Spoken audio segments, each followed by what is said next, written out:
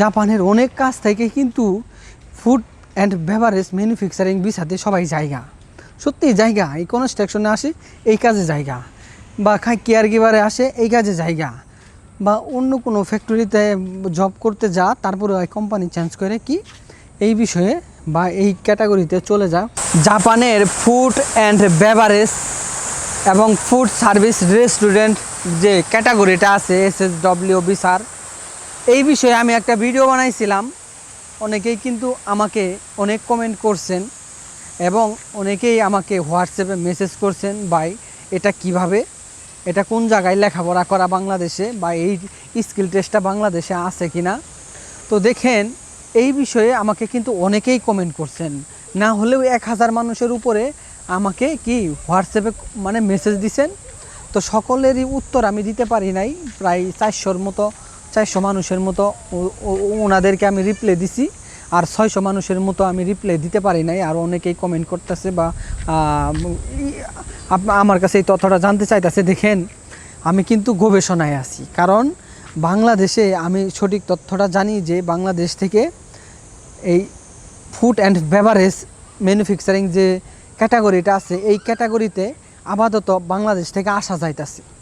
তো আমি কিন্তু একটু গবেষণা করতেছি যে আপনাদেরকে মানে সঠিক এজেন্সিটা পরিচয় করায় দিব, এবং সঠিক জায়গায় যেখানে আপনাকে ফুড অ্যান্ড বেভারেজের সম্পর্কে আপনাকে পড়াবে, স্কিল টেস্ট দেওয়াবে, তাদের কাছে আপনাদেরকে কিভাবে হস্তান্তর করব সেই বিষয়ে একটু রিসার্চ করতেছি। সেটা ভালো না মন্দ বা খারাপ বা স্ক্যাম আছে কি না সেই বিষয়ে কিন্তু আমি তথ্য রিসার্চ করতেছি।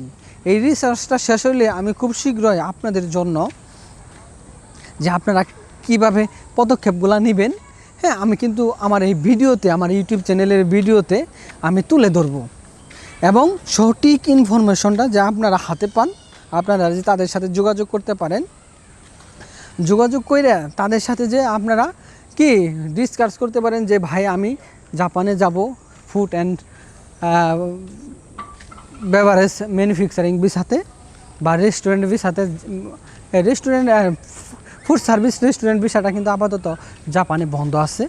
2027 সালের জানুয়ারি ফেব্রুয়ারিতে চালু হওয়ার সম্ভাবনা একটু দেখা যাচ্ছে। তো সেক্ষেত্রে এটা কিন্তু নিউজ না যে ফেব্রুয়ারিতে কে বললো, এটা কিন্তু আনুমানিক বোঝা যাচ্ছে, একবার আনুমানিক না, মোটামুটি কনফার্মভাবেই বোঝা যাচ্ছে যে জানুয়ারি ফেব্রুয়ারি বা 2 মাস, 2027 সালে 2 মাস থেকে 4 মাস এর মাঝখানেই কি চালু হবে, চালু হওয়ার সম্ভাবনা আছে। তো সেক্ষেত্রে আপনারা যারা হতাশ হয়ে গেছেন যে লেখাপড়া কইরেও বাদ দিয়েছেন ফুড সার্ভিস রেস্টুরেন্টে, এবং অনেকেই ভিসা স্ট্যাটাস চেঞ্জ করতে চাইতেছেন, তাদেরও কি পড়ালেখা কন্টিনিউ করাটা উচিত আমি বলে মনে করি।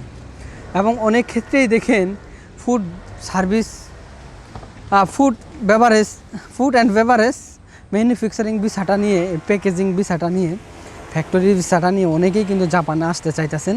তাদের জন্য অত্যন্ত গুরুত্বপূর্ণ একটা বিষয় হলো যে এই বিষয়ে যদি কোনোভাবে জাপানে আসতে পারেন, জাপানের অনেক কাজ থেকে কিন্তু ফুড অ্যান্ড বেভারেজ ম্যানুফ্যাকচারিং ভিসাতে সবাই জায়গা, সত্যিই জায়গা। এই কনস্ট্রাকশনে আসে এই কাজে জায়গা, বা কেয়ার গিভারে আসে এই কাজে জায়গা, বা অন্য কোনো ফ্যাক্টরিতে জব করতে যা তারপরে ওই কোম্পানি চেঞ্জ করে কি এই বিষয়ে বা এই ক্যাটাগরিতে চলে যা ফুড অ্যান্ড বেভারেজ ম্যানুফ্যাকচারিং ভিসাতে ক্যাটাগরিতে।